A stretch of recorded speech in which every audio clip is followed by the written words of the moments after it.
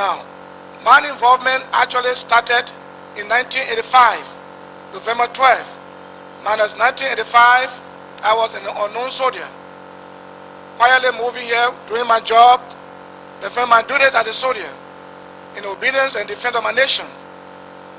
So I will start from 1985. As you know, in 1980 there was a coup against a one-party system rule, a coup against the American Liberian. And when the coup was staged, no one forced the junta to go on the radio and announce to the Liberian people and the world that they will indeed turn over the government of Liberia in the democratic elections in 1985. And in that election, the junta members would not be partakers. They said this to the world. They promised Liberian people. They charged the old regime or the three-party for corruption. In fact, not just corruption, but rampant corruption. Hardly had they gotten seated when corruption reached at the peak of Mount Kilimanjaro.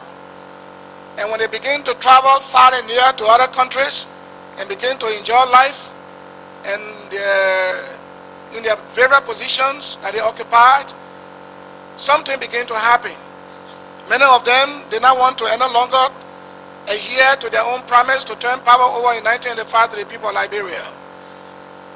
Confusion broke out among the ranks and file of the PRC. The regime began to design phantom coups. It was difficult to know the real coups and fake coups. Whatever the case, the revolution began to eat its own babies. And people began to be executed. People began to be tried in kangaroo courts where they had no due process of law. And I took interest.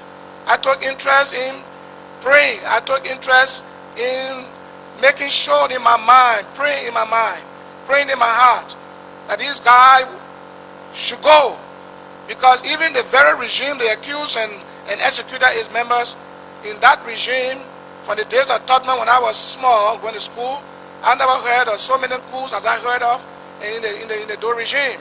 I never heard of many executions. I never saw so many executions in the Doe regime, in the previous regime, than the one Doe carried out. So I wanted this government to be removed, but how? I didn't know the how. I didn't know how to get Doe government out of power, but in my mind, I was no longer in support, because many of our colleagues were being slaughtered in cold blood. They were being lied on. They were being executed. For example, Wesson coming from football field was arrested simply because he held a different ideology than that of Samuel Doe. Nelson Too and I joined the army in 1974. Harry Johnson, so many of our colleagues were killed in cold blood because of phantom coup that were designed by the junta leader himself, simply because they were not in favor of the prolongation of his military rule. So I wanted this government to go, but I didn't know how. So that was the case with me.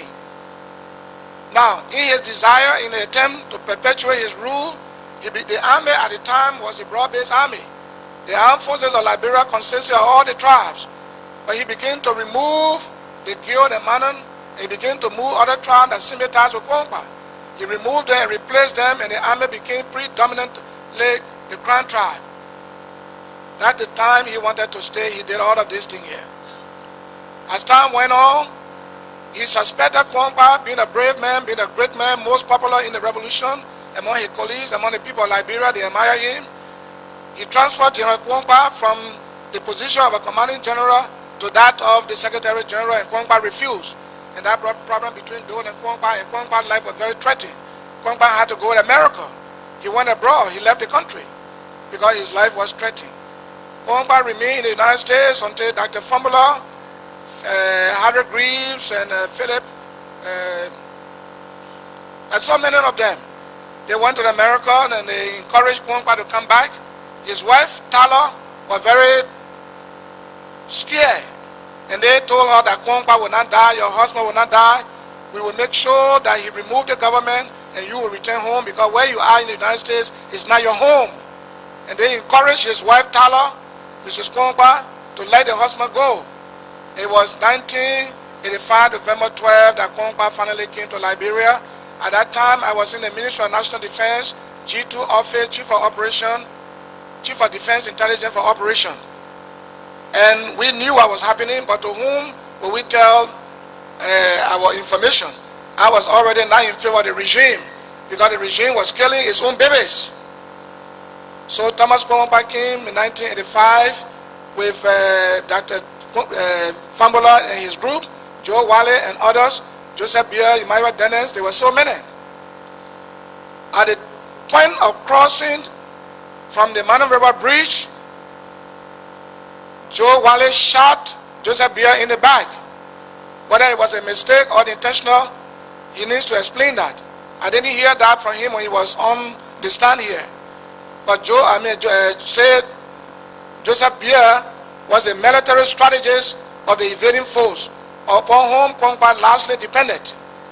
And they crossed. Where exactly was Kwangwa, I cannot say, I don't know. Whether he was with them, if he was with them, then he made a mistake, because when you are leading a military force and you are leaving the friendly area to the enemy zone, upon contact with the enemy, you have to give a head count to know how many wounded, how many missing in action, how many die in action, and how many you still got alive to move on to the next stage of the operation. But that didn't happen. And so when General Kwangwa entered Monrovia, he named Joseph Beer as a commanding general. That is to tell you that he didn't even know that Joseph Beer was killed at the border.